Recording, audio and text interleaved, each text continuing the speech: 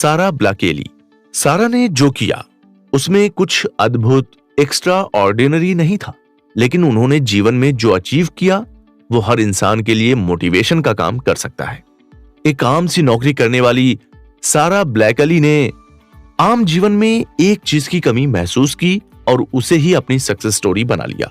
सारा एक सेल्स की नौकरी कर रही थी जिसमें उन्हें फैक्स मशीन बेचनी होती थी। हर दिन जगह जगह जाकर लोगों का रिजेक्शन झेलकर अपने मुंह पर अपना कार्ड फाड़कर फेंकते हुए देखने के बाद सारा पूरी तरह से निराश हो चुकी थी। एक ऐसे ही मुश्किल दिन के बाद सारा ने तय किया कि वो ये नौकरी छोड़ देंगी। उन्होंने एक कागज पर अपने स्ट्रेंथ्स की लिस्ट बनाई जिसमें सबसे ऊपर उन्होंने लिखा था सेल्स, लेकिन वो क्या बेचेंगी इस बारे में उसे कोई आइडिया नहीं था। उन्होंने बस आंखें बंद की और कहा, यूनिवर्स कोई आइडिया दो। कुछ ही हफ्तों के बाद उन्हें एक ड्रेस के नीचे पहनने के लिए ऐसी अंडरवियर चाहिए थी जिसमें आउटलाइन न पता चले। उस वक्त तो सारा ने अपने स्टॉकिंग को काट करके उसे पहन लिया, लेकिन उन्हें अपना $1 मिलियन आइडिया यहां से मिल गया। उन्होंने सीमलेस पैंटीज बनाने का मन बना लिया। यह एक ऐसा प्रोडक्ट था जिसकी हर औरत को जरूरत थी और मार्केट में ऐसा कोई प्रोडक्ट मौजूद नहीं था। उन्होंने आसपास के टेक्सटाइल मिल्स में कॉल करना शुरू कर दिया और अपने आइडिया को शेयर किया। कोई पॉजिटिव जवाब न मिलने पर सारा एक हफ्ते की छुट्टी लेकर अंडरगारमेंट्स की फैक्ट्रीज पर खुद गई। वहां जाकर उन्होंने अपना आइडिया बेचने की कोशिश की, लेकिन फिर भी उन्हें कोई सफलता नहीं मिली। लेकिन कुछ दिनों के बाद एक फैक्ट्री के मालिक का सारा के पास फोन आया। उन्होंने वैसे तो सारा के आइडिया को रिजेक्ट कर दिया था, लेकिन उनकी बेटियों ने उन्हें कन्विंस किया और उनका मन बदला। उनकी बेटियों ने समझाया कि ऐसे किसी प्रोडक्ट की किसी भी महिला को बहुत जरूरत है। यहीं से सारा की सक्सेस का स्ट्रगल शुरू हुआ। दिन रात एक करके सारा ने एक प्रोटोटाइप तैयार किया। फैशन और बिजनेस की कोई जानकारी न होते हुए भी सारा ने फैशन इंडस्ट्री सफल बिजनेस शुरू किया क्योंकि उन्हें बेचने आता था। शुरुआत में सारी शर्म लिहाज छोड़कर सारा ने अपनी फीमेल दोस्तों और रिश्तेदारों को अपना प्रोडक्ट ट्राई करने के लिए दिया और उनका फीडबैक लिया। यही नहीं, सारा ने प्रोडक्ट लॉन्च होने के बाद भी स्टोर में औरतों को अप्रोच किया और उन्हें सीमलेस पैंटी पहनने के फायदे दिखाए। और इस तरह शुरू हुआ मल्टी मिलियन ब्रांड स्पैंक्स।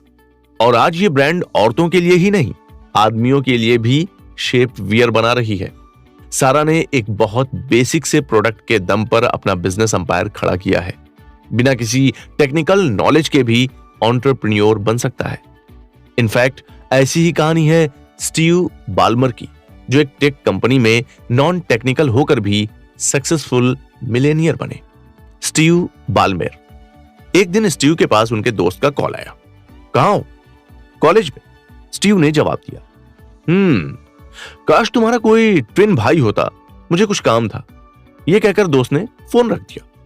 फोन करने वाला दोस्त था बिल गेट्स। स्टीव बाल्मर और बिल गेट्स कॉलेज के दोस्त थे। कॉमन फ्रेंड्स के थ्रू मिले थे। कॉलेज में दोनों इकोनॉमिक्स की क्लास बंक करते थे और उनकी दोस्ती की नींव यहीं से रखी गई थी। माइक्रोसॉफ्ट शुरू करने के कुछ ही महीनों में बिल को एहसास हुआ कि उन्हें अपनी बढ़ती कंपनी में किसी विश्वसनीय इंसान की जरूरत है। स्टीव ने कुछ दिन सोचने के बाद स्कूल को बीच में ही छोड़ दिया। हालांकि उनके इस डिसीजन से उनके माँ बाप खुश नहीं थे। उन्हें तो यह पता भी नहीं था कि सॉफ्टवेयर क्या होता है।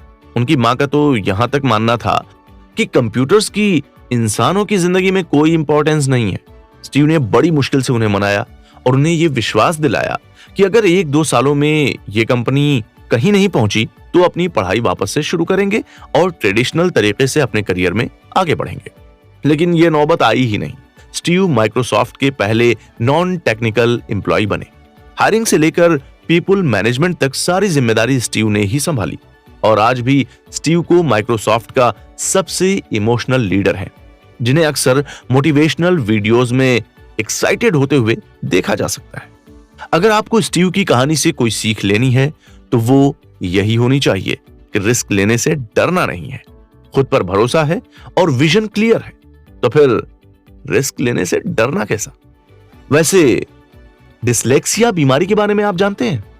एक ऐसी बीमारी जिसमें बच्चा पढ़ने लिखने में कमजोर हो जाता है। तारे जमीन पर मूवी देखी होगी ना आपने। अब कोई इंसान जिसको पढ़ने लिखने में दिक्कत होती हो वो जीवन में क्या ही कर पाएगा। ऐसा ही सोचते हैं ना हम। लेकिन अपनी सक्सेस से एक ऐसे ही बीमारी के शिकार लड़के ने सबकी बोलती बंद कर दी।